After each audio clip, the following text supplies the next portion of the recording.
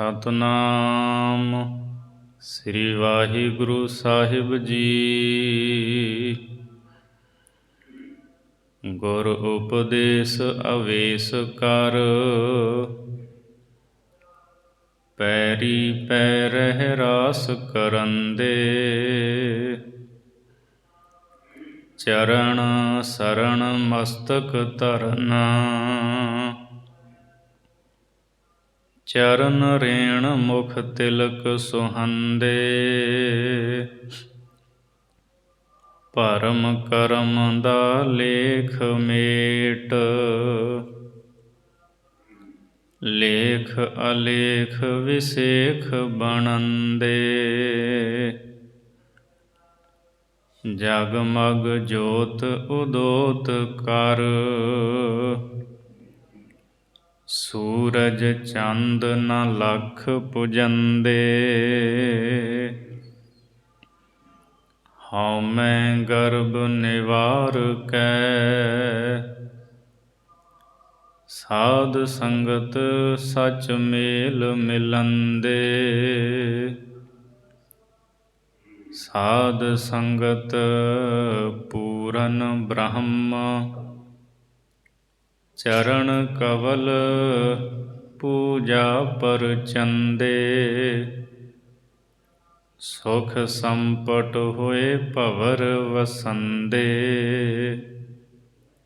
ਸੁਖ ਸੰਪਟ ਹੋਏ ਭਵਰ ਵਸੰਦੇ। ਵਾਹਿਗੁਰੂ ਜੀ ਕਾ ਖਾਲਸਾ, ਵਾਹਿਗੁਰੂ ਜੀ ਕੀ ਫਤਿਹ। ਪਰਮ ਸਤਿਕਾਰਯੋਗ ਚਵਰ ਛਤਰ ਤਖਤ ਦੇ ਮਾਲਕ ਧੰਨ ਸਤਿਗੁਰੂ ਸ੍ਰੀ ਗੁਰੂ ਗ੍ਰੰਥ ਸਾਹਿਬ ਮਹਾਰਾਜ ਜੀ ਦੀ ਪਵਿੱਤਰ ਹਜ਼ੂਰੀ ਅੰਦਰ ਹਾਜ਼ਰੀਆਂ ਭਰ ਰਹੀ ਗੁਰੂ ਰੂਪ ਸਾਧ ਸੰਗਤ ਜੀ,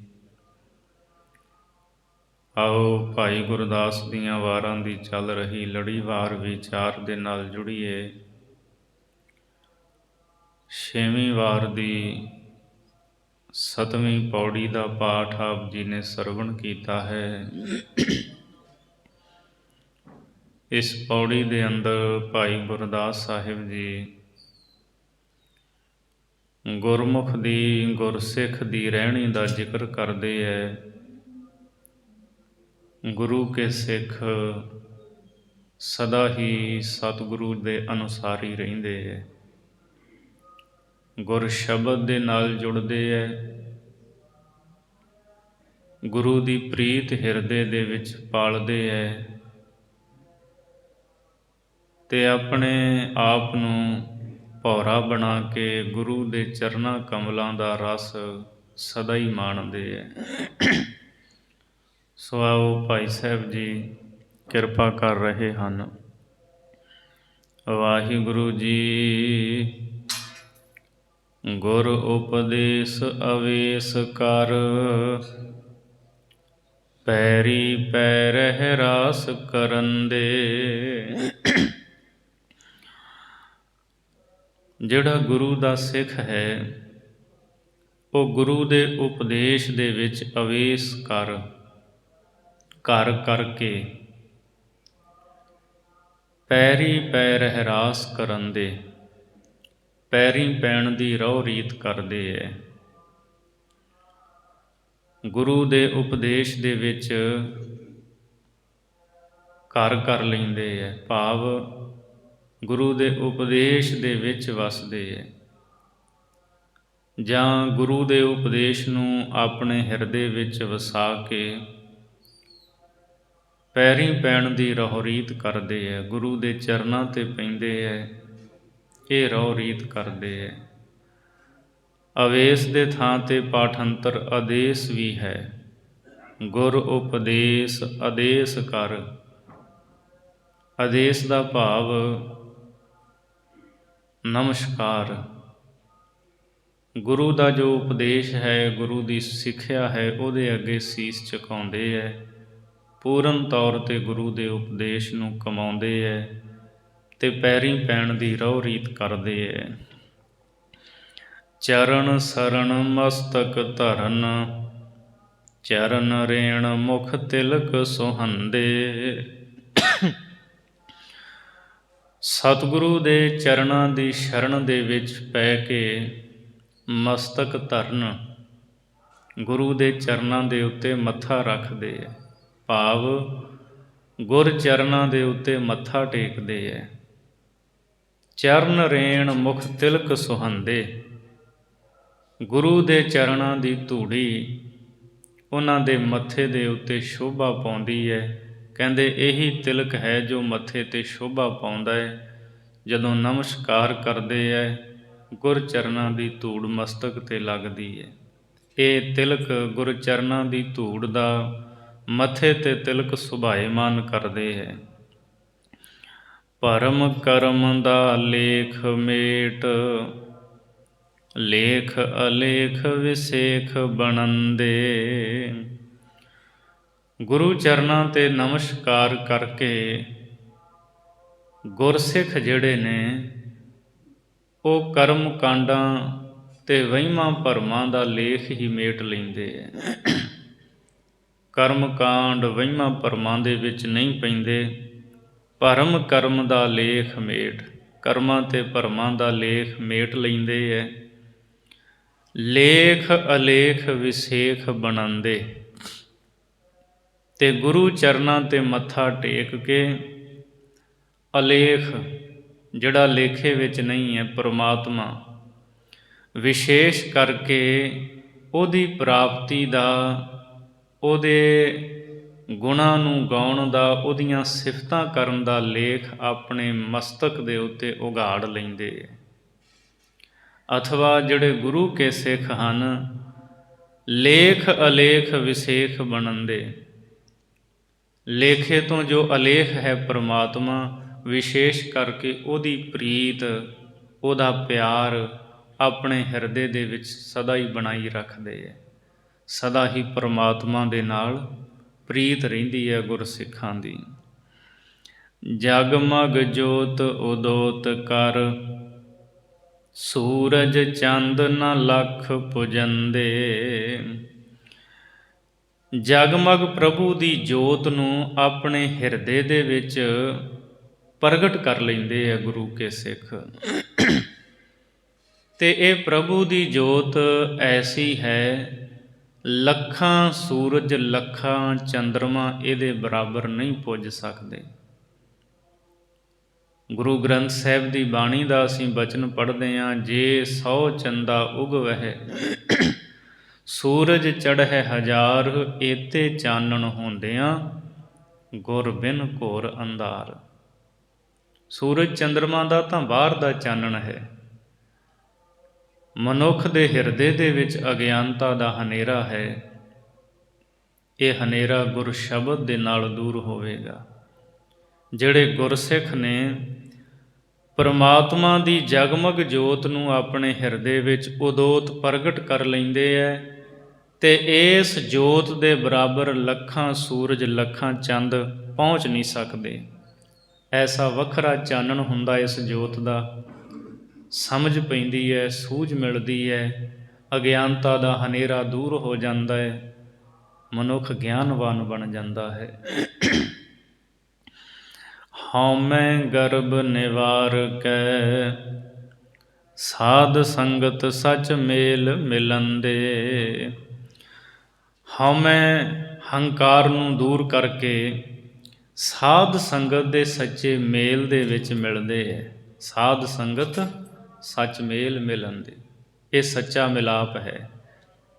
ਇੱਥੇ ਸੱਚੇ ਪਰਮਾਤਮਾ ਦੇ ਨਾਲ ਸੁਰਤ ਜੁੜਦੀ ਹੈ, ਸੱਚੇ ਦੀਆਂ ਵਾਹਿਗੁਰੂ ਦੀਆਂ ਸਿਫਤਾਂ ਹੁੰਦੀਆਂ ਨੇ। ਸੋ ਗੁਰਸਿੱਖਾਂ ਦੇ ਮਨ ਵਿੱਚ ਕੋਈ ਹੰਕਾਰ ਨਹੀਂ। ਜੇ ਉਹ ਧਰਮ ਦੇ ਕਰਮ ਕਰਦੇ ਹੈ, ਪ੍ਰੇਮਾ ਭਗਤੀ ਕਰਦੇ ਹੈ, ਉਹਦਾ ਵੀ ਉਹਨਾਂ ਦੇ ਅੰਦਰ ਹੰਕਾਰ ਨਹੀਂ ਹੁੰਦਾ। ਹਉਮੈ ਨੂੰ ਹੰਕਾਰ ਨੂੰ ਮੇਟ ਕੇ ਸਾਧ ਸੰਗਤ ਦੇ ਸੱਚੇ ਮੇਲ ਦੇ ਵਿੱਚ ਸਦਾ ਮਿਲੇ ਰਹਿੰਦੇ ਹੈ। ਸਾਧ ਸੰਗਤ ਪੂਰਨ ਬ੍ਰਹਮ, ਚਰਨ ਕਵਲ ਪੂਜਾ ਪਰ ਚੰਦੇ। ਸਾਧ ਸੰਗਤ ਜੋ ਹੈ ਇਹਦੇ ਵਿੱਚ ਪੂਰਨ ਬ੍ਰਹਮ ਪਰਮਾਤਮਾ ਵਸਦਾ ਹੈ। ਗੁਰਸਿੱਖਾਂ ਦੇ ਮਨ ਦੇ ਵਿੱਚ ਇਹ ਨਿਸ਼ਚਾ ਹੁੰਦਾ ਹੈ, ਵਿੱਚ ਸੰਗਤ ਹਰ ਪ੍ਰਭ ਵਸੈ ਜੀਓ। ਸਾਧ ਸੰਗਤ ਦੇ ਵਿੱਚ ਪੂਰਨ ਬ੍ਰਹਮ ਪਰਮੇਸ਼ਰ ਵਸਦਾ ਹੈ ਅਤੇ ਪਰਮਾਤਮਾ ਨੂੰ ਸਾਧ ਸੰਗਤ ਵਿੱਚ ਵਸਦਾ ਜਾਣ ਕੇ ਚਰਨ ਕਵਲ ਪੂਜਾ ਪਰਚੰਦੇ। ਸਾਧ ਸੰਗਤ ਦੇ ਚਰਨਾਂ ਕਮਲਾਂ ਦੀ ਪੂਜਾ ਵਿੱਚ ਪਰਚੇ ਰਹਿੰਦੇ ਹੈ, ਲੱਗੇ ਰਹਿੰਦੇ ਹੈ। ਸਾਧ ਸੰਗਤ ਦੇ ਚਰਨਾਂ ਦੀ ਪੂਜਾ ਕਰਦੇ ਹੈ, ਅਥਵਾ ਸਾਧ ਸੰਗਤ ਵਿੱਚ ਗੁਰੂ ਚਰਨਾਂ ਦੀ ਪੂਜਾ ਵਿੱਚ ਗੁਰਸਿੱਖ ਪਰਚੇ ਰਹਿੰਦੇ ਹੈ। ਸੁਖ ਸੰਪਟ ਹੋਏ ਭਵਰ ਵਸੰਦੇ। ਸੋ ਇਸ ਤਰ੍ਹਾਂ ਜਦੋਂ ਸਿਮਰਨ ਕਰਦੇ, ਸਾਧ ਸੰਗਤ ਕਰਦੇ ਹੈ, ਤਾਂ ਉਹ ਸੁੱਖਾਂ ਦਾ ਸੰਪਟ ਡੱਬਾ ਬਣਾ ਕੇ ਹੋਏ ਭਵਰ ਵਸੰਦੇ, ਭੌਰੇ ਬਣ ਕੇ ਅਤੇ ਉਹਦੇ ਵਿੱਚ ਵਸ ਜਾਂਦੇ ਹੈ। ਸੁਖ ਸੰਪਟ ਹੋਏ ਭਵਰ ਵਸੰਦੇ। ਸਾਧ ਸੰਗਤ ਜੋ ਹੈ ਉਹਦੇ ਵਿੱਚ ਮਾਲਕ ਦੀਆਂ ਸਿਫਤਾਂ ਕਰਦੇ ਹੈ, ਸੁੱਖਾਂ ਦਾ ਡੱਬਾ ਬਣਾ ਕੇ ਆਪ ਭੌਰਾ ਰੂਪ ਹੋ ਕਰਕੇ ਪਰਚਦੇ ਰਹਿੰਦੇ ਹੈ। ਦਿਨ ਰਾਤ ਗੁਰੂ ਚਰਨਾਂ ਦਾ ਧਿਆਨ ਕਰਦੇ ਹੈ ਅਤੇ ਇਸ ਸੁਖ ਸੰਪਟ ਦੇ ਵਿੱਚ ਸਦਾ ਹੀ ਗੁਰੂ ਕੇ ਸਿੱਖ ਵਸਦੇ ਰਹਿੰਦੇ ਹੈ। ਸੋ ਐਸੀ ਰਹਿਣੀ ਹੈ ਗੁਰੂ ਕੇ ਸਿੱਖਾਂ ਦੀ। ਹੁਣ ਅਗਲੀ 8ਵੀਂ ਪੌੜੀ ਦੇ ਵਿੱਚ ਭਾਈ ਗੁਰਦਾਸ ਸਾਹਿਬ ਜੀ, ਜੋ ਗੁਰਸਿੱਖ ਗਿਆਨਵਾਨ ਹੈ, ਜਿਹੜਾ ਗੁਰਸਿੱਖ ਗਿਆਨੀ ਹੈ, ਉਹਦੇ ਲੱਛਣ ਦੱਸਦੇ ਹੈ। ਗੁਰ ਦਰਸ਼ਨ ਪਰਸਨ ਸਫਲ, ਛੇ ਦਰਸ਼ਨ ਇੱਕ ਦਰਸ਼ਨ ਜਾਣੈ। ਗੁਰੂ ਦਾ ਦਰਸ਼ਨ ਅਤੇ ਗੁਰੂ ਚਰਨਾਂ ਨੂੰ ਛੂਹਣਾ ਇਹ ਸਫਲ ਹੈ। ਭਾਵ ਉਹ ਗੁਰੂ ਕਾ ਸਿੱਖ, ਉਹਦਾ ਜੀਵਨ ਸਫਲ ਹੋ ਜਾਂਦਾ ਹੈ ਜਿਹੜਾ ਗੁਰੂ ਦੇ ਦਰਸ਼ਨ ਕਰਦਾ ਹੈ, ਗੁਰ ਚਰਨਾਂ ਨੂੰ ਸਪਰਸ਼ਦਾ ਹੈ। ਗੁਰ ਦਰਸ਼ਨ ਪਰਸਨ ਸਫਲ, ਛੇ ਦਰਸ਼ਨ ਇੱਕ ਦਰਸ਼ਨ ਜਾਣੈ। ਅਤੇ ਜਿਹੜੇ ਛੇ ਦਰਸ਼ਨ ਨੇ, ਛੇ ਸ਼ਾਸਤਰਾਂ ਦਾ ਜੋ ਮਤ ਹੈ, ਇਹ ਜਿਹੜੇ ਛੇ ਦਰਸ਼ਨ ਨੇ, ਇਹਨਾਂ ਛੇ ਸ਼ਾਸਤਰਾਂ ਦੀ ਥਾਂ 'ਤੇ ਉਹ ਇੱਕ ਗੁਰੂ ਦੇ ਦਰਸ਼ਨ ਨੂੰ ਹੀ ਜਾਣਦਾ ਹੈ। ਛੇ ਸ਼ਾਸਤਰਾਂ ਦੇ ਵੱਖੋ ਵੱਖਰੇ ਸਿਧਾਂਤ ਨੂੰ ਨਹੀਂ ਉਹ ਧਾਰਨ ਕਰਦਾ। ਇੱਕ ਦਰਸ਼ਨ, ਉਹ ਤਾਂ ਇੱਕ ਗੁਰੂ ਦੇ ਦਰਸ਼ਨ, ਇੱਕ ਗੁਰੂ ਦੇ ਸਿਧਾਂਤ ਨੂੰ, ਇੱਕ ਗੁਰੂ ਦੀ ਵਿਚਾਰਧਾਰਾ ਨੂੰ, ਇੱਕਾ ਬਾਣੀ ਇੱਕ ਗੁਰ ਇੱਕੋ ਸ਼ਬਦ ਵਿਚਾਰ, ਇਸ ਸਿਧਾਂਤ ਦਾ ਧਾਰਨੀ ਬਣਦਾ ਹੈ, ਇੱਕ ਦਰਸ਼ਨ ਨੂੰ ਹੀ ਜਾਣਦਾ ਹੈ। ਉਹ ਛੇ ਦਰਸ਼ਨਾਂ ਨੂੰ ਨਹੀਂ ਮੰਨਦਾ। ਦਿਵ ਦਿਸ਼ਟ ਪਰਗਾਸ ਕਰ, ਲੋਕ ਵੇਦ ਗੁਰ ਗਿਆਨ ਪਛਾਣੈ। ਦਿਵ ਦ੍ਰਿਸ਼ਟੀ ਗੁਰੂ ਉਹਦੇ ਅੰਦਰ ਪ੍ਰਕਾਸ਼ਿਤ ਕਰ ਦਿੰਦਾ ਹੈ। ਦਿਵ ਦ੍ਰਿਸ਼ਟੀ ਕਹਿੰਦੇ ਹੈ ਦੂਰ ਦ੍ਰਿਸ਼ਟੀ, ਗਿਆਨ ਵਾਲੀ ਦ੍ਰਿਸ਼ਟੀ। ਇੱਕ ਤਾਂ ਬਾਹਰ ਦੀ ਦ੍ਰਿਸ਼ਟੀ ਹੁੰਦੀ ਹੈ ਨਾ, ਬੰਦਾ ਬਾਹਰੀ ਤੌਰ 'ਤੇ ਅੱਖਾਂ ਨਾਲ ਵੇਖਦਾ ਹੈ, ਬਾਹਰ ਦਾ ਆਕਾਰ ਪਸਾਰਾ ਦਿਸਦਾ ਹੈ। ਦਿਵ ਦ੍ਰਿਸ਼ਟੀ ਹੁੰਦੀ ਹੈ ਗਿਆਨ ਦੀ ਦ੍ਰਿਸ਼ਟੀ, ਅਤੇ ਗਿਆਨ ਦੀ ਦ੍ਰਿਸ਼ਟੀ ਇਹ ਵਿਰਲੇ ਮਨੁੱਖਾਂ ਦੇ ਕੋਲ ਹੁੰਦੀ ਹੈ ਜਿਨ੍ਹਾਂ 'ਤੇ ਗੁਰੂ ਕਿਰਪਾ ਕਰਦਾ ਹੈ। ਦਿਵ ਦਿਸ਼ਟ ਪ੍ਰਗਾਸ ਕਰ, ਗਿਆਨ ਦੀ ਦ੍ਰਿਸ਼ਟੀ ਦੇ ਨਾਲ ਉਹ ਆਪਣੇ ਅੰਦਰ ਪ੍ਰਕਾਸ਼ ਕਰਕੇ ਲੋਕ ਵੇਦ ਗੁਰ ਗਿਆਨ ਪਛਾਣੈ। ਲੋਕਾਂ ਵਿੱਚ ਵੀ ਅਤੇ ਜਿਹੜੇ ਧਰਮ ਗ੍ਰੰਥ ਨੇ ਉਹਨਾਂ ਦੇ ਵਿੱਚ ਗੁਰੂ ਦਾ ਸਿੱਖ ਇੱਕੋ ਹੀ ਗੁਰੂ ਦੇ ਗਿਆਨ ਨੂੰ ਪਛਾਣਦਾ ਹੈ। ਬਾਕੀ ਦੁਨੀਆ ਦਾ ਜਿਹੜਾ ਗਿਆਨ ਹੈ ਉਹ ਤਾਂ ਵੱਖਰਾ। ਉਹਦੇ ਮਨ ਦੇ ਵਿੱਚ ਨਿਸ਼ਚਾ ਹੁੰਦਾ ਹੈ, ਸਿੱਖ ਦੇ ਮਨ ਵਿੱਚ, ਵੀ ਗੁਰੂ ਪਾਤਸ਼ਾਹ ਜੀ ਨੇ ਜੋ ਗਿਆਨ ਬਖਸ਼ਿਆ ਹੈ, ਸ਼ਬਦ ਦੇ ਵਿੱਚ ਸੋਝੀ ਬਖਸ਼ੀ ਹੈ। ਬਾਕੀ ਦੁਨੀਆ ਦਾ, ਦੁਨੀਆ ਦੇ ਗ੍ਰੰਥਾਂ ਦਾ, ਲੋਕਾਂ ਦਾ ਗਿਆਨ, ਸਾਰਾ ਕੁਝ ਇਹਦੇ ਵਿੱਚ ਹੀ ਹੈ। ਗੁਰੂ ਦੇ ਗਿਆਨ ਤੋਂ ਬਾਹਰੀ ਕੁਛ ਨਹੀਂ। ਗੁਰੂ ਦੇ ਸ਼ਬਦ ਦੇ ਨਾਲ ਜੁੜ ਗਏ, ਦੁਨੀਆ ਦਾ ਵੀ ਗਿਆਨ, ਧਰਮ ਦਾ ਵੀ, ਸੰਸਾਰ ਦਾ ਵੀ, ਲੋਕਾਂ ਦਾ ਵੀ, ਧਰਮ ਗ੍ਰੰਥਾਂ ਦਾ ਸਾਰਾ ਗਿਆਨ ਇਸੇ ਵਿੱਚ ਆ ਗਿਆ। ਸੋ ਐਸਾ ਨਿਸ਼ਚਾ ਹੁੰਦਾ ਸਿੱਖ ਦਾ। ਏਕਾ ਨਾਰੀ ਜਤੀ ਹੋਏ, ਪਰ ਨਾਰੀ ਧੀ ਭੈਣ ਵਖਾਣੈ। ਗੁਰੂ ਕਾ ਜਿਹੜਾ ਸਿੱਖ ਹੈ, ਗਿਆਨਵਾਨ ਪੁਰਸ਼, ਉਹ ਇੱਕ ਨਾਰੀ ਦਾ ਜਤੀ ਹੁੰਦਾ ਹੈ। ਪਰ ਨਾਰੀ ਧੀ ਭੈਣ ਵਖਾਣੈ। ਜਿਹੜੀ ਪਰ ਇਸਤਰੀ ਹੈ ਉਹਨੂੰ ਧੀ ਤੇ ਭੈਣ ਆਖਦਾ ਹੈ। ਉਹ ਹਮੇਸ਼ਾ ਹੀ ਇੱਕ ਨਾਰੀ ਦਾ ਜਤੀ ਹੁੰਦਾ ਹੈ। ਇੱਥੇ ਖਾਸ ਕਰਕੇ ਹਿੰਦੁਸਤਾਨ ਦੀ ਧਰਤੀ 'ਤੇ 6 ਜਤੀ ਮੰਨੇ ਗਏ ਹੈ, ਪਰ ਗੁਰਮਤਿ ਸਿਧਾਂਤ ਦੇ ਵਿੱਚ ਮਹਾਰਾਜ ਜੀ ਕਹਿੰਦੇ ਇੱਥੇ ਤਾਂ ਅਨੇਕਾਂ ਜਤੀ ਨੇ ਗੁਰਸਿੱਖਾਂ ਦੇ ਵਿੱਚ, ਜਿਨ੍ਹਾਂ ਨੇ ਵਾਸ਼ਨਾਵਾਂ ਨੂੰ ਆਪਣੇ ਕਾਬੂ ਵਿੱਚ ਕੀਤਾ ਹੋਇਆ ਤੇ ਏਕਾ ਨਾਰੀ ਦੇ ਜਤੀ ਰਹਿਣ। ਜਿਹੜਾ ਏਕਾ ਨਾਰੀ ਦਾ ਜਤੀ ਹੈ, ਮਹਾਰਾਜ ਕਹਿੰਦੇ ਉਹ ਜਤੀ ਹੈ। ਪਰ ਇੱਥੇ ਗੁਰਮਤਿ ਸਿਧਾਂਤ ਤੋਂ ਬਾਹਰ ਜਾ ਕੇ ਜਦੋਂ ਆਪਾਂ ਵੇਖਾਂਗੇ ਨਾ, ਇੱਥੋਂ ਦੇ ਲੋਕਾਂ ਨੇ, ਇੱਥੋਂ ਦੇ ਗ੍ਰੰਥਾਂ ਨੇ ਉਸ ਬੰਦੇ ਨੂੰ ਜਤੀ ਕਿਹਾ ਜਿਹੜਾ ਵਿਆਹ ਨਹੀਂ ਕਰਾਉਂਦਾ, ਜਿਹੜਾ ਬਿੰਦ ਨੂੰ ਰੋਕ ਕੇ ਰੱਖਦਾ ਹੈ। ਪਾਤਸ਼ਾਹ ਜੀ ਕਹਿੰਦੇ ਨਹੀਂ, ਜਤਨ ਕਰੈ ਬਿੰਦ ਕਿਵੈ ਨਾ ਰਹਾਈ, ਮਨੂਆ ਡੋਲੇ ਨਰਕੇ ਪਾਈ। ਬੰਦਾ ਜਿੰਨੇ ਮਰਜ਼ੀ ਯਤਨ ਕਰ ਲਵੇ, ਬਿੰਦ ਨੂੰ ਨਹੀਂ ਰੱਖ ਸਕਦਾ। ਇਹ ਰੁਕਦਾ ਨਹੀਂ, ਵਾਸ਼ਨਾਵਾਂ ਨਹੀਂ ਰੁਕਦੀਆਂ। ਤੇ ਜਿਹੜਾ ਗ੍ਰਸਤ ਦੇ ਵਿੱਚ ਰਹਿੰਦਾ ਹੈ, ਏਕਾ ਨਾਰੀ ਜਤੀ ਹੋਏ, ਭਾਵ ਜੀ ਦੇ ਨਾਲ ਲਾਵਾਂ ਲਈਆਂ, ਸਤਿਗੁਰੂ ਨੇ ਗਵਾਹੀ ਪਾਈ, ਉਸ ਇੱਕ ਨਾਰੀ ਦਾ ਜਿਹੜਾ ਜਤੀ ਹੈ ਉਹ ਗੁਰਸਿੱਖ ਮਹਾਨ ਹੈ। ਤੇ ਪਰ ਨਾਰੀ ਧੀ ਭੈਣ ਵਖਾਣੈ। ਪਰ ਇਸਤਰੀ ਨੂੰ ਧੀ ਤੇ ਭੈਣ ਆਖਦਾ ਹੈ। ਭਾਈ ਗੁਰਦਾਸ ਸਾਹਿਬ ਜੀ ਦਾ ਹੀ ਬਚਨ ਹੈ ਕਿ ਬੰਦਾ ਜਿਹੜਾ ਭਾਵੇਂ ਵੱਡਾ ਕੁਕਰਮੀ ਵੀ ਹੋਵੇ, ਧੀ ਭੈਣ ਹੋ ਸੰਗੈ। ਧੀ ਭੈਣ ਦੀ ਫਿਰ ਵੀ ਉਹ ਸ਼ਰਮ ਕਰਦਾ ਹੈ, ਭਾਵੇਂ ਕਿੱਡਾ ਵੀ ਕੁਕਰਮੀ ਕਿਉਂ ਨਾ ਹੋਵੇ। ਇਸ ਲਈ ਇਹ ਗੁਰਮਤਿ ਦਾ ਸਿਧਾਂਤ ਹੈ, ਪਰ ਬੇਟੀ ਕੋ ਬੇਟੀ ਜਾਣੈ, ਪਰ ਇਸਤਰੀ ਕੋ ਮਾਤ ਬਖਾਨੈ।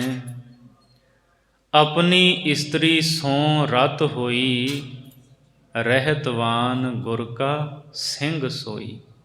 ਰਹਿਤਨਾਮਿਆਂ ਦੇ ਬਚਨ ਨੇ ਵੀ ਜਿਹੜੀ ਕਿਸੇ ਦੀ ਬੇਟੀ ਹੈ, ਗੁਰਸਿੱਖ ਉਹਨੂੰ ਵੀ ਆਪਣੀ ਬੇਟੀ, ਆਪਣੀ ਪੁੱਤਰੀ ਸਮਝਦਾ, ਇਹ ਵੀ ਮੇਰੀ ਧੀ ਹੈ। ਪਰ ਇਸਤਰੀ ਕੋ ਮਾਤ ਬਖਾਨੈ। ਤੇ ਜੋ ਪਰ ਇਸਤਰੀ ਹੈ, ਵੱਡੀ ਹੈ, ਉਸ ਨੂੰ ਮਾਂ ਕਹਿੰਦਾ ਹੈ। ਬਰਾਬਰ ਦੀ ਹੈ, ਉਸ ਨੂੰ ਆਪਣੀ ਭੈਣ ਜਾਣਦਾ ਹੈ। ਛੋਟੀ ਹੈ, ਉਸ ਨੂੰ ਧੀ ਜਾਣਦਾ ਹੈ। ਆਪਣੀ ਇਸਤਰੀ ਸੋਂ ਰਤ ਹੋਈ। ਉਹ ਆਪਣੀ ਇਸਤਰੀ, ਆਪਣੀ ਘਰਵਾਲੀ ਦੇ ਨਾਲ ਤਾਂ ਮੁਹੱਬਤ ਕਰਦਾ ਹੈ। ਉਹ ਜਿਹਦੇ ਨਾਲ ਲਾਵਾਂ ਲਈਆਂ, ਉਹਦਾ ਸਰੀਰਕ ਸੰਬੰਧ ਹੈ। ਰਹਿਤਵਾਨ ਗੁਰ ਕਾ ਸਿੰਘ ਸੋਈ।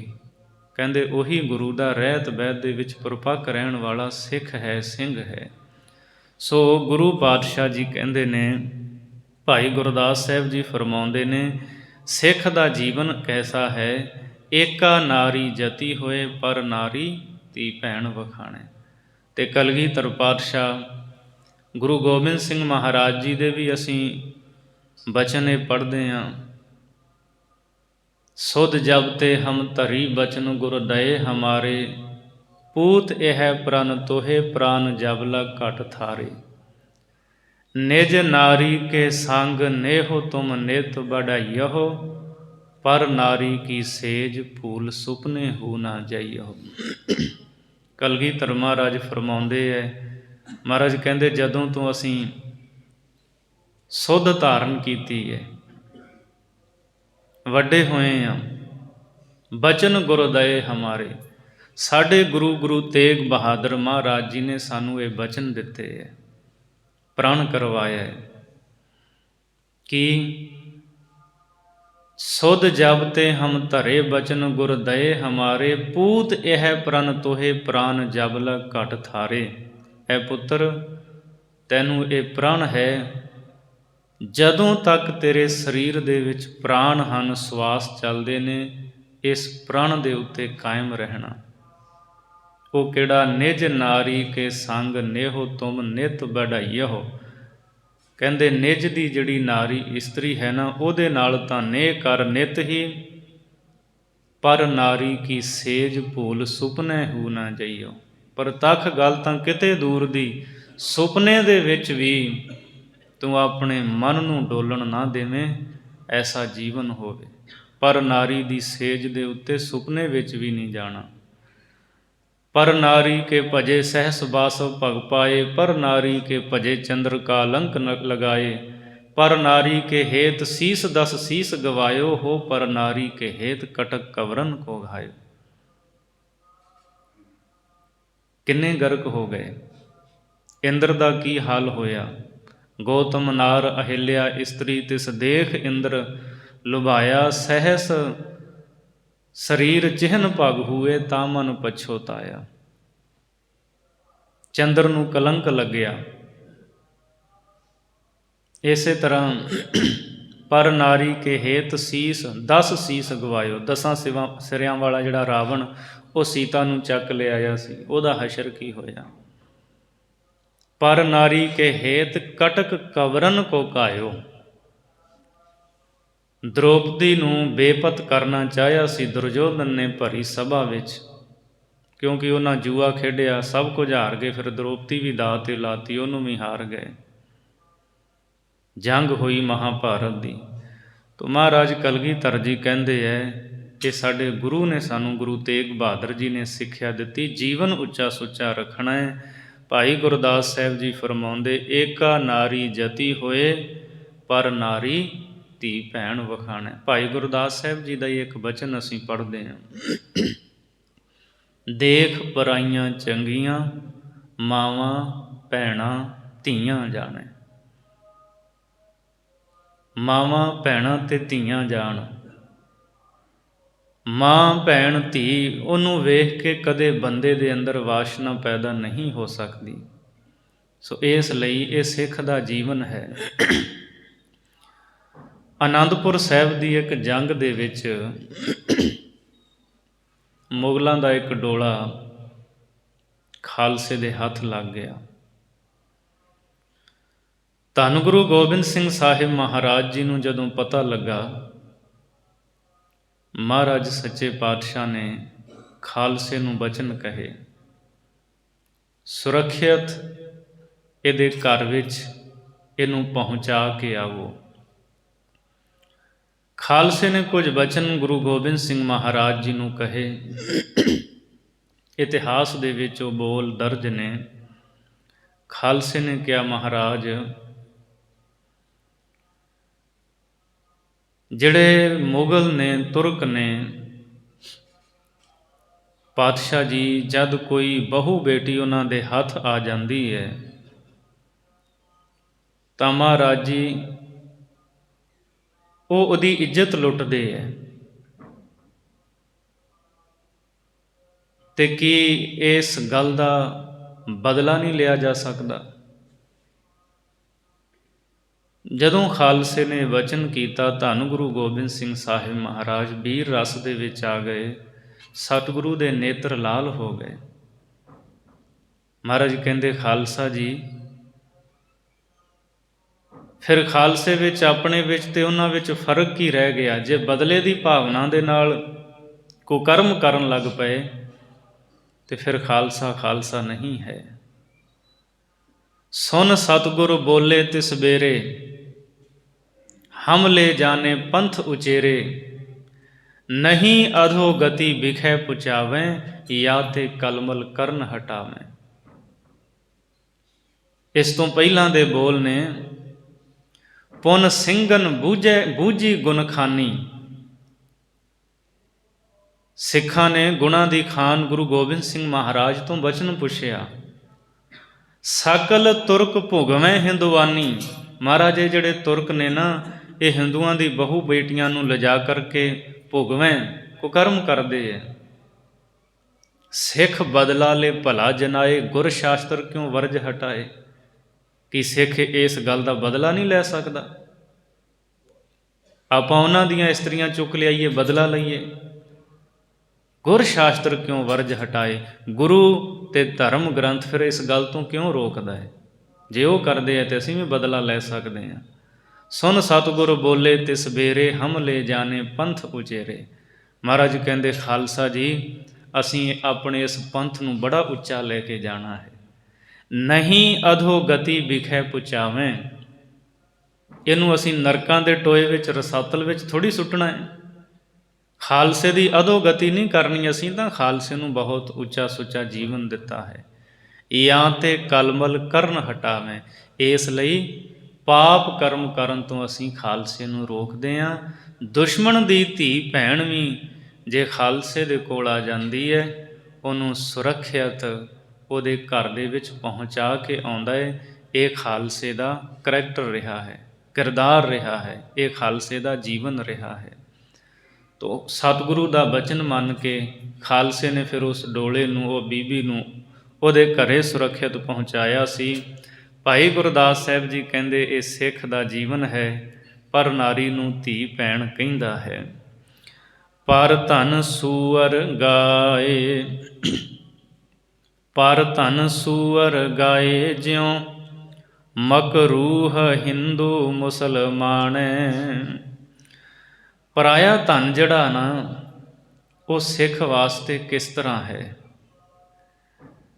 ਪਰ ਧਨ ਸੂਅਰ ਗਾਏ ਜਿਉ, ਮਕਰੂਹ ਹਿੰਦੂ ਮੁਸਲਮਾਨ। ਮਕਰੂਹ ਕਹਿੰਦੇ ਨੇ ਅਖਾਜ। ਜਿਵੇਂ ਹਿੰਦੂ ਵਾਸਤੇ ਗਾਂ ਖਾਣੀ, ਗਾਂ ਦਾ ਮਾਸ ਖਾਣਾ, ਉਹ ਅਖਾਜ ਸਮਝਦਾ ਇਸ ਨੂੰ। ਹਿੰਦੂ ਕਦੇ ਗਊ ਦਾ ਮਾਸ ਨਹੀਂ ਖਾਂਦਾ, ਅਤੇ ਜਿਹੜਾ ਮੁਸਲਮਾਨ ਹੈ ਕਦੇ ਉਹ ਸੂਰ ਦਾ ਮਾਸ ਨਹੀਂ ਖਾਂਦਾ। ਉਹ ਸੂਰ ਨਹੀਂ ਖਾਂਦਾ। ਬਾਕੀ ਗੋਸ਼ਤ ਤਾਂ ਬਹੁਤ ਖਾਂਦਾ ਹੈ, ਪਰ ਸੂਰ ਨਹੀਂ ਕਦੇ ਖਾਂਦਾ। ਕਿਤੇ ਤੁਸੀਂ ਚਲੇ ਜਾਓ ਦੁਨੀਆ, ਕਿਸੇ ਮੁਸਲਮਾਨ ਨੂੰ ਪੁੱਛ ਲਿਓ। ਹਿੰਦੂ ਵਾਸਤੇ ਜਿਵੇਂ ਗਾਂ ਅਖਾਜ ਹੈ, ਅਤੇ ਮੁਸਲਮਾਨ ਨੂੰ ਜਿਵੇਂ ਸੂਰ ਜਿਹੜਾ ਉਹਦਾ ਮਾਸ ਅਖਾਜ ਉਹ ਸਮਝਦੇ ਹੈ। ਇਸੇ ਤਰ੍ਹਾਂ ਜਿਹੜਾ ਗੁਰੂ ਕਾ ਸਿੱਖ ਹੈ, ਉਹ ਪਰਾਏ ਧਨ ਨੂੰ ਸਮਝਦਾ ਮੈਂ ਕਦੇ ਗ੍ਰਹਿਣ ਨਹੀਂ ਕਰਨਾ, ਪਰਾਏ ਦੇ ਹੱਕ ਨੂੰ ਨਹੀਂ ਰੱਖਣਾ, ਚੋਰੀ ਨਹੀਂ ਕਰਨੀ। ਉਹ ਪਰਾਏ ਧਨ ਨੂੰ ਇਸ ਤਰ੍ਹਾਂ ਜਾਣਦਾ ਹੈ। ਗੁਰੂ ਗ੍ਰੰਥ ਸਾਹਿਬ ਦੀ ਬਾਣੀ ਦਾ ਵੀ ਅਸੀਂ ਬਚਨ ਪੜ੍ਹਦੇ ਹਾਂ, ਹੱਕ ਪਰਾਇਆ ਨਾਨਕਾ, ਉਸ ਸੂਅਰ ਉਸ ਗਾਏ, ਗੁਰ ਪੀਰ ਹਾਮਾ ਤਾਂ ਭਰੇ, ਜਾਂ ਮੁਰਦਾਰ ਨਾ ਖਾਏ। ਜਿਹੜਾ ਪਰਾਇਆ ਹੱਕ ਖਾਣਾ ਨਾ, ਇਹ ਮੁਰਦਾ ਖਾਣਾ ਹੈ। ਮੁਰਦਾ ਖਾ ਲਿਆ, ਪਰਾਇਆ ਹੱਕ ਖਾ ਲਿਆ, ਇੱਕ ਬਰਾਬਰ ਹੈ। ਅਸੀਂ ਸਾਰੇ ਜਿੰਨੇ ਵੀ ਸਿੱਖ ਹਾਂ, ਸਤਿਗੁਰੂ ਦੀ ਮਰਿਆਦਾ ਨੂੰ, ਉਹਨੂੰ ਆਪਣੇ ਜੀਵਨ ਵਿੱਚ ਧਾਰਨ ਕਰਨ ਦਾ ਯਤਨ ਕਰਦੇ ਹਾਂ। ਅਤੇ ਮਹਾਰਾਜ ਸੱਚੇ ਪਾਤਸ਼ਾਹ ਜੀ ਕਹਿੰਦੇ ਲੋਕ ਐਸਾ ਵਿਖਾਵਾ ਬਹੁਤ ਕਰਦੇ ਹੈ ਵੀ ਮੈਂ ਗੁਰੂ ਦੀ ਮਰਿਆਦਾ ਅਨੁਸਾਰ ਚੱਲ ਰਿਹਾ, ਮੈਂ ਮਾਸ ਨਹੀਂ ਖਾਂਦਾ, ਪਰ ਉਹ ਪਰਾਇਆ ਹੱਕ ਖਾਈ ਜਾਂਦਾ ਹੈ। ਪਰਾਇਆ ਹੱਕ ਖਾਣਾ, ਇੱਕ ਛੱਡ ਦਿੱਤਾ ਦੂਜਾ ਖਾ ਲਿਆ, ਪੂਰਾ ਨਹੀਂ ਨਾ ਉਤਰਿਆ। ਮਾਸ ਨਹੀਂ ਖਾਂਦਾ, ਬੜੀ ਚੰਗੀ ਗੱਲ ਹੈ, ਸ਼ੁਭ ਗੱਲ ਹੈ, ਪਰ ਦੂਜੇ ਪਾਸੇ ਕਿਸੇ ਦਾ ਹੱਕ ਕਿਉਂ ਰੱਖਦਾ ਹੈ, ਖੋਹਦਾ ਕਿਉਂ ਹੈ। ਕਿਸੇ ਦੇ ਹੱਕ ਦੇ ਉੱਤੇ ਡਾਕਾ ਨਾ ਮਾਰ। ਮਹਾਰਾਜ ਸੱਚੇ ਪਾਤਸ਼ਾਹ ਕਹਿੰਦੇ ਗੁਰ ਪੀਰ ਹਾਮਾ ਤਾਂ ਭਰੇ, ਜਾਂ ਮੁਰਦਾਰ ਨਾ ਖਾਏ। ਗੁਰੂ ਪੀਰ ਤਾਂ ਹੀ ਤੇਰੀ ਗਵਾਹੀ ਦੇਵੇਗਾ, ਹਾਮੀ ਭਰੇਗਾ, ਜੇ ਤੂੰ ਪਰਾਇਆ ਹੱਕ ਨਹੀਂ ਖਾਵੇਂਗਾ। ਸਤਿਗੁਰੂ ਨੇ ਤਾਂ ਕਿਰਤ ਕਰੋ, ਨਾਮ ਜਪੋ, ਵੰਡ ਛਕੋ, ਇਹ ਸਿਧਾਂਤ ਦਿੱਤਾ ਹੈ। ਮਿਹਨਤ ਕਰਦਾ ਹੈ ਮਨੁੱਖ, ਕਿਰਤ ਕਰਦਾ ਹੈ, ਕਿਸੇ ਨੂੰ ਲੁੱਟ ਕੇ ਨਹੀਂ ਖਾਣਾ। ਕਲਗੀਧਰ ਮਹਾਰਾਜ ਦੇ ਬਚਨ ਨੇ, ਹੋ ਪਰ ਧਨ ਪਾਹਨ ਤੁਲ, ਤ੍ਰਿਆ ਪਰਮਾਤ ਹਮਾਰੇ। ਮਹਾਰਾਜ ਜੀ ਕਹਿੰਦੇ ਜਿਹੜਾ ਪਰਾਇਆ ਧਨ ਹੈ ਨਾ, ਇਹ ਪੱਥਰ ਦੇ ਨਿਆਈ ਹੈ। ਰਸਤੇ ਵਿੱਚ ਜਾਂਦੇ ਹਾਂ, ਕਿੰਨੇ ਪੱਥਰ ਪਏ ਨੇ, ਆਪਾਂ ਚੁੱਕ ਕੇ ਖੀਸੇ 'ਚ ਥੋੜ੍ਹੀ ਪਾ ਲੈਂਦੇ ਹਾਂ, ਕੋਈ ਲੈਣਾ ਦੇਣਾ ਹੀ ਨਹੀਂ, ਮਤਲਬ ਹੀ ਨਹੀਂ, ਪੈਰ ਉੱਤੋਂ ਦੀ ਰੱਖ ਕੇ ਲੰਘ ਜਾਂਦੇ ਹਾਂ। ਪਰਾਇਆ ਧਨ, ਪਰਾਇਆ ਹੱਕ, ਉਹ ਤਾਂ ਪੱਥਰ ਵਾਂਗ ਜਾਣ ਕੇ ਛੱਡ ਦੇ। ਸੋ ਇਸ ਲਈ ਪਰ ਧਨ ਸੂਅਰ ਗਾਏ ਜਿਉ, ਮਕਰੂਹ ਹਿੰਦੂ ਮੁਸਲਮਾਣੇ। ਪਰਾਇਆ ਧਨ ਹਿੰਦੂ ਨੂੰ ਗਊ, ਤੇ ਮੁਸਲਮਾਨ ਨੂੰ ਸੂਰ ਵਾਂਗੂ ਅਖਾਜ ਸਮਝਦਾ ਹੈ ਗੁਰੂ ਕਾ ਸਿੱਖ। ਵਸਤ ਪਰਾਈ ਆਪਣੀ ਕਰ ਜਾਣੇ, ਹਉਮੈ ਵਿੱਚ ਦੁੱਖ ਕਾਲੇ। ਪਰਾਈ ਵਸਤੂ ਨੂੰ ਜਿਹੜਾ ਆਪਣੀ ਸਮਝਦਾ ਹੈ, ਫਿਰ ਉਹਨੂੰ ਦੁੱਖ ਹੀ ਦੁੱਖ ਜੀਵਨ ਵਿੱਚ ਮਿਲਦਾ ਹੈ। ਬਾਣੀ ਦਾ ਬਚਨ ਹੈ, ਖੁਸ ਖੁਸ ਲੈਂਦਾ ਵਸਤ ਪਰਾਈ, ਵੇਖੈ ਸੁਣੈ ਤੇਰੇ ਨਾਲ ਖੁਦਾਈ। ਪਾਤਸ਼ਾਹ ਜੀ ਕਹਿੰਦੇ, ਜੇ ਤੂੰ ਪਰਾਈਆਂ ਵਸਤੂਆਂ ਨੂੰ ਖੋਹਦਾ ਹੈ ਤੇ ਖੁਦਾ ਵੇਖਦਾ ਹੈ, ਰੱਬ ਵੇਖਦਾ ਹੈ। ਵਸਤੂਆਂ ਖੋਹਣ ਦੇ ਨਾਲ, ਪਰਾਏ ਹੱਕ ਨੂੰ ਰੱਖਣ ਦੇ ਨਾਲ ਕਦੇ ਪੂਰੀਆਂ ਨਹੀਂ ਪੈਂਦੀਆਂ। ਬੰਦਾ ਮਿਹਨਤ ਕਰੇ, ਜਦੋਂ ਰੱਬ ਦਿੰਦਾ ਹੈ ਨਾ, ਸਕੂਨ ਉਸੇ ਵਿੱਚ ਹੈ। ਸੋ ਇਸ ਲਈ ਸਿੱਖ ਜਿਹੜਾ ਨਾ, ਉਹ ਕਦੇ ਪਰਾਇਆ ਹੱਕ ਨਹੀਂ ਰੱਖਦਾ, ਉਹ ਮੁਰਦਾਰ ਨਹੀਂ ਖਾਂਦਾ। ਜਿਵੇਂ ਮੁਸਲਮਾਨ ਸੂਰ ਨਹੀਂ ਖਾਂਦਾ, ਹਿੰਦੂ ਗਾਂ ਨਹੀਂ ਖਾਂਦਾ, ਸਿੱਖ ਪਰਾਇਆ ਹੱਕ ਨਹੀਂ ਕਦੇ ਖਾਂਦਾ। ਘਰ ਬਾਰੀ ਗੁਰ ਸਿੱਖ ਹੋਏ, ਸਿਖਾ ਸੂਤਰ ਮਲ ਮੂਤਰ ਵਿਡਾਣੇ। ਜਿਹੜਾ ਗ੍ਰਸਤੀ ਸਿੱਖ ਹੈ, ਘਰ ਬਾਰੀ ਕਹਿੰਦੇ ਗ੍ਰਸਤੀ ਸਿੱਖ ਨੂੰ। ਸਿੱਖ ਜਿਹੜਾ ਨਾ ਗ੍ਰਸਤੀ ਹੈ, ਤੇ ਉਹ ਸਿਖਾ ਸੂਤਰ ਮਲ ਮੂਤਰ ਵਿਡਾਣੇ। ਸਿਖਾ ਕਹਿੰਦੇ ਹੈ ਹਿੰਦੂ ਲੋਕ ਜੋ ਸਿਰ ਦੇ ਉੱਤੇ ਬੋਦੀ ਰੱਖਦੇ ਹੈ। ਸਿੱਖਾ ਨਹੀਂ ਕਹਿਣਾ, ਸਿਖਾ। ਬਾਣੀ ਵਿੱਚ ਵੀ ਆਉਂਦਾ ਸਿਖਾ ਸੂਤ ਧੋਤੀ ਕੀਨੀ, ਉੱਥੇ ਪਾਠ ਪੋਲਾ ਹੁੰਦਾ ਜਿੱਥੇ ਬੋਦੀ ਦੇ ਅਰਥ ਵਿੱਚ ਆਵੇਗਾ ਸਿਖਾ, ਬੋਦੀ।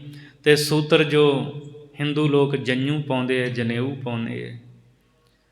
ਗੁਰੂ ਕਾ ਸਿੱਖ ਨਾ ਤਾਂ ਬੋਦੀ ਰੱਖਦਾ ਹੈ, ਨਾ ਜਨੇਊ ਪਾਉਂਦਾ ਹੈ।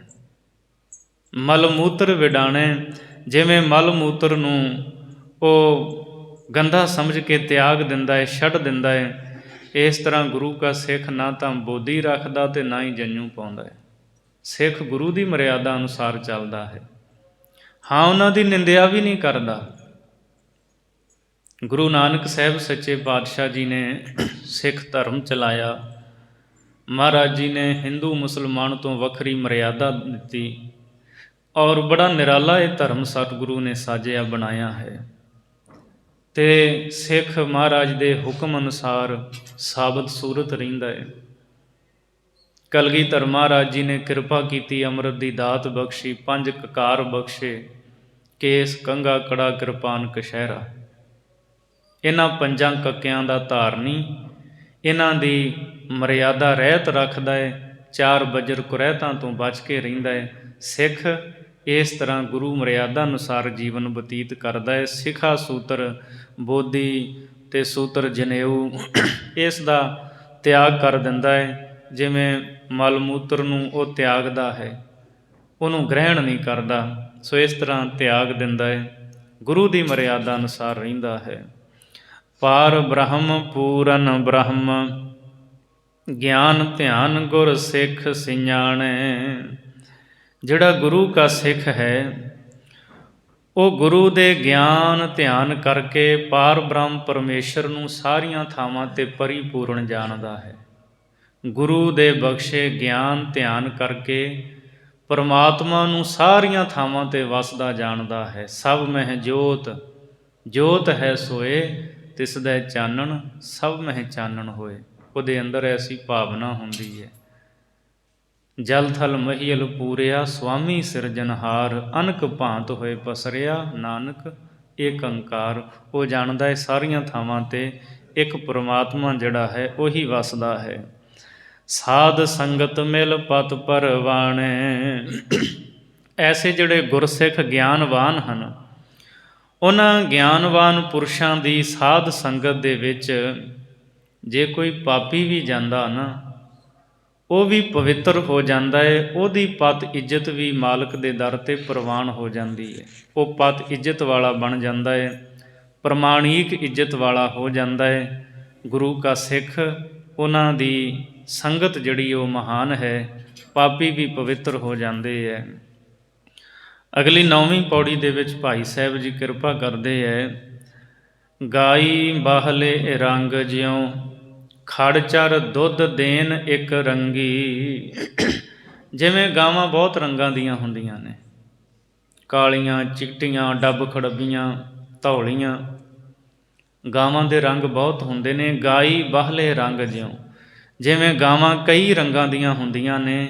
ਖੜ ਚਰ ਤੇ ਖੜ ਘਾਹ ਚਰ ਕੇ, ਘਾਹ ਤੂੜੀ ਦਾਣਾ ਖਾ ਕੇ, ਦੁੱਧ ਦੇਣ ਇੱਕ ਰੰਗੀ। ਉਹ ਸਾਰੀਆਂ ਗਾਵਾਂ ਇੱਕ ਰੰਗ ਦਾ ਹੀ ਦੁੱਧ ਦਿੰਦੀਆਂ ਨੇ, ਚਿੱਟਾ। ਇਹ ਨਹੀਂ ਵੀ ਜਿਹੜੀ ਕਾਲੀ ਗਾਂ ਉਹ ਕਾਲਾ ਦੁੱਧ ਦਿੰਦੀ ਹੈ, ਚਿੱਟੀ ਚਿੱਟਾ ਦਿੰਦੀ ਹੈ। ਲਾਲ ਗਾਂ ਅਤੇ ਉਹਦੇ ਦੁੱਧ ਦੇ ਰੰਗ ਦਾ ਫਰਕ ਨਹੀਂ। ਗਾਵਾਂ ਬਹੁਤੇ ਰੰਗ ਦੀਆਂ ਨੇ, ਪਰ ਦੁੱਧ ਸਾਰਿਆਂ ਦਾ ਇੱਕੋ ਹੀ ਰੰਗ ਦਾ ਹੈ, ਚਿੱਟਾ। ਦੁਨੀਆ ਤਰ੍ਹਾਂ ਤਰ੍ਹਾਂ ਦੀ ਹੈ, ਰੰਗਾਂ ਰੰਗਾਂ ਦੀ ਹੈ, ਜੋਤ ਇੱਕੋ ਹੀ ਹੈ ਸਾਰਿਆਂ ਦੇ ਵਿੱਚ, ਪਰਮੇਸ਼ਰ ਦੀ। ਸਾਰਿਆਂ ਦੇ ਵਿੱਚ ਇੱਕ ਪਰਮਾਤਮਾ ਦੀ ਚੇਤਨ ਸੱਤਾ ਹੈ। ਗੁਰਸਿੱਖ ਇਸ ਤਰ੍ਹਾਂ ਜਾਣਦੇ ਹੈ। ਬਾਹਲੇ ਬਿਰਖ ਵਣਾਸਪਤ, ਅਗਨੀ ਅੰਦਰ ਹੈ ਬਹੁ ਰੰਗੀ। ਭਾਈ ਗੁਰਦਾਸ ਸਾਹਿਬ ਜੀ ਕਹਿੰਦੇ, ਦੱਸੋ ਆ ਜਿਹੜੀ ਬਨਸਪਤੀ ਹੈ, ਰੁੱਖ ਨੇ, ਬਨਸਪਤੀ ਦੇ ਵਿੱਚ ਬਹੁਤ ਰੁੱਖ ਨੇ।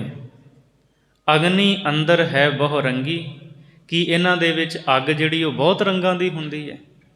ਨਹੀਂ। ਇਹਨਾਂ ਰੁੱਖਾਂ ਦੇ ਵਿੱਚ ਜਿਹੜੀ ਅੱਗ ਹੈ ਉਹ ਇੱਕ ਹੀ ਰੰਗ ਦੀ ਹੈ। ਅੱਗ ਦਾ ਜਿਹੜਾ ਲਾਲ ਜਿਹਾ ਰੰਗ ਹੁੰਦਾ ਹੈ, ਉਸੇ ਰੰਗ ਦੀ ਹੈ। ਇਹ ਨਹੀਂ ਵੀ ਜਿਹੜੀ ਨਿੰਮ ਹੈ ਉਹਦੇ ਵਿੱਚ ਅੱਗ ਦਾ ਕੋਈ ਰੰਗ ਹੋਰ ਹੈ, ਜਿਹੜਾ ਅਮਰੂਦ ਹੈ ਉਹਦੇ ਵਿੱਚ ਕੁਝ ਹੋਰ ਹੈ। ਸਾਰੇ ਰੁੱਖਾਂ ਬਨਸਪਤੀ ਦੇ ਵਿੱਚ ਅੱਗ ਇੱਕ ਹੀ ਰੰਗ ਦੀ ਹੈ। ਸਾਰਿਆਂ ਦੇ ਵਿੱਚ ਪਰਮਾਤਮਾ ਇੱਕ ਹੀ ਹੈ। ਰਤਨਾ ਵੇਖੈ ਸਭ ਕੋ, ਰਤਨ ਪਾਰਖੂ ਵਿਰਲਾ ਸੰਗੀ।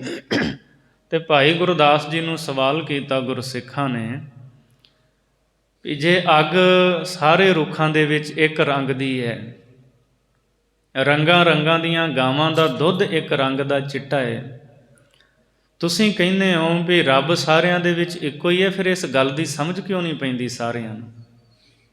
ਇਹ ਤਾਂ ਭਲੇ ਤੋਂ ਭਲਾ ਬੰਦਾ ਵੀ ਜਾਣਦਾ ਵੀ ਗਾਵਾਂ ਦੇ ਦੁੱਧ ਦਾ ਰੰਗ ਚਿੱਟਾ ਹੀ ਹੁੰਦਾ ਸਾਰੀਆਂ ਦਾ। ਭਾਈ ਸਾਹਿਬ ਜੀ ਕਹਿੰਦੇ ਵੀ ਦੱਸਦੇ ਆ, ਰਤਨਾ ਵੇਖੈ ਸਭ ਕੋ। ਕਹਿੰਦੇ ਜਿਹੜੇ ਰਤਨ ਹੁੰਦੇ ਨੇ ਨਾ, ਵੇਖਦਾ ਤਾਂ ਹਰ ਕੋਈ ਉਹਨਾਂ ਨੂੰ ਹੈ, ਹਰ ਬੰਦਾ ਉਹਨਾਂ ਰਤਨਾਂ ਨੂੰ ਵੇਖਦਾ ਹੈ, ਪਰ ਰਤਨ ਪਾਰਖੂ ਵਿਰਲਾ ਸੰਗੀ।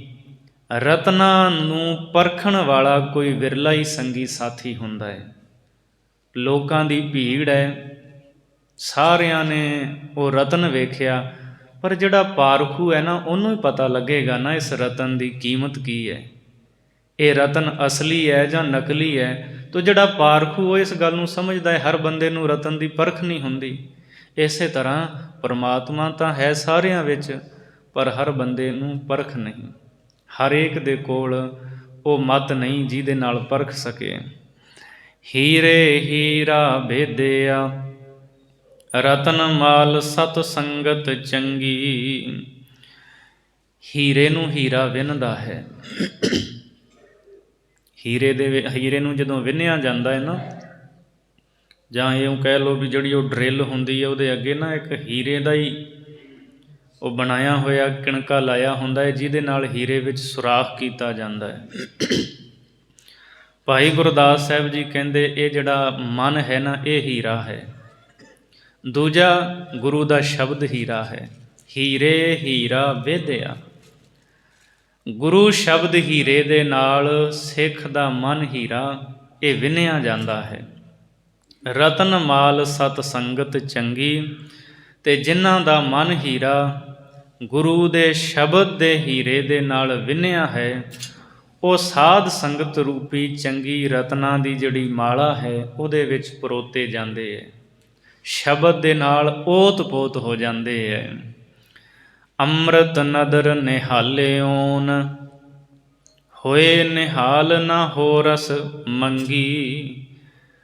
ਗੁਰੂ ਨੇ ਜਿਨ੍ਹਾਂ 'ਤੇ ਅੰਮ੍ਰਿਤ ਦ੍ਰਿਸ਼ਟੀ ਕੀਤੀ ਹੈ, ਗੁਰੂ ਦੀ ਅੰਮ੍ਰਿਤ ਦ੍ਰਿਸ਼ਟੀ ਦੇ ਨਾਲ ਜਿਹੜੇ ਗੁਰੂ ਕੇ ਸਿੱਖ ਨਿਹਾਲ ਹੋ ਗਏ, ਹੋਏ ਨਿਹਾਲ ਨਾ ਹੋ ਰਸ ਮੰਗੀ। ਅਤੇ ਉਹ ਨਿਹਾਲ ਹੋਏ ਸਿੱਖ, ਉਹਨਾਂ ਦੇ ਮਨ ਵਿੱਚ ਹੋਰ ਕੋਈ ਮੰਗ ਹੀ ਨਹੀਂ ਹੁੰਦੀ, ਪਦਾਰਥਾਂ ਦੀ ਮੰਗ ਨਹੀਂ ਹੁੰਦੀ। ਉਹ ਤਾਂ ਸਿਰਫ ਝੋਲੀ ਅੱਡ ਕੇ ਨਾਮ ਦੀਆਂ ਦਾਤਾਂ ਮੰਗਦੇ ਆ। ਸਤਿਗੁਰੂ ਕਿਰਪਾ ਕਰੋ, ਆਪ ਰਹਿਮਤ ਕਰੋ, ਨਾਮ ਦੀ ਦਾਤ ਝੋਲੀ ਵਿੱਚ ਪਾਓ। ਹੋਰ ਪਦਾਰਥਾਂ ਦੀ ਕੋਈ ਵੀ ਮੰਗ ਨਹੀਂ ਉਹਨਾਂ ਦੀ ਹੁੰਦੀ, ਜਿਨ੍ਹਾਂ 'ਤੇ ਗੁਰੂ ਅੰਮ੍ਰਿਤ ਦ੍ਰਿਸ਼ਟੀ ਕਰਦਾ ਹੈ। ਦਿਵ ਦੇਹ ਦਿਵ ਦਿਸ਼ਟ ਹੋਏ, ਪੂਰਨ ਬ੍ਰਹਮ ਜੋਤ ਅੰਗ ਅੰਗੀ। ਦਿਵ ਦੇਹ ਦਿਵ ਦਿਸ਼ਟ ਹੋਏ।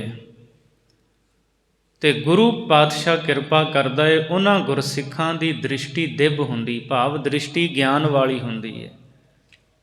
ਤੇ ਇਹ ਜਿਹੜੀ ਦੇਹੀ ਹੈ ਨਾ, ਇਹ ਵੀ ਉਹਨਾਂ ਦੀ ਉੱਤਮ ਹੁੰਦੀ ਹੈ, ਕਿਉਂਕਿ ਇਹ ਦੇਹੀ ਦੇ ਨਾਲ ਹੀ ਉਹ ਸੇਵਾ ਸਿਮਰਨ ਕਰਦੇ ਹੈ, ਪਰਉਪਕਾਰ ਕਰਦੇ ਹੈ।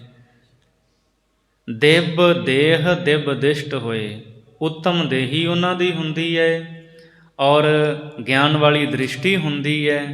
ਪੂਰਨ ਬ੍ਰਹਮ ਜੋਤ ਅੰਗ ਅੰਗੀ, ਤੇ ਉਹ ਬ੍ਰਹਮ ਨੂੰ ਸਰੀਰ ਦੇ ਹਰੇਕ ਅੰਗ ਅੰਗ ਦੇ ਵਿੱਚ ਪੂਰਨ ਵੇਖਦੇ ਹੈ। ਬ੍ਰਹਮ ਦੀ ਜੋਤ ਨੂੰ ਅੰਗਾਂ ਅੰਗਾਂ ਦੇ ਵਿੱਚ ਪੂਰਨ ਦੇਖਦੇ ਹੈ ਵੀ ਹਰ ਥਾਂ 'ਤੇ ਉਹਦੀ ਜੋਤ ਹੈ।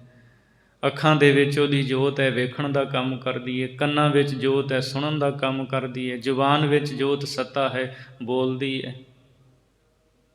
ਕਈਆਂ ਨੂੰ ਕੰਨਾਂ ਤੋਂ ਬਿਲਕੁਲ ਨਹੀਂ ਸੁਣਦਾ, ਬੋਲੇ ਹੁੰਦੇ ਨੇ। ਕੰਨ ਤਾਂ ਆਕਾਰ ਤਾਂ ਸਾਰਾ ਬਣਿਆ, ਸਭ ਕੁਝ ਹੈ, ਪਰ ਉਹ ਸ਼ਕਤੀ, ਉਹ ਜੋਤ, ਉਹ ਸੱਤਾ ਨਹੀਂ ਵੀ ਜਿਹਦੇ ਨਾਲ ਸੁਣ ਸਕਦੇ ਹੋਣ।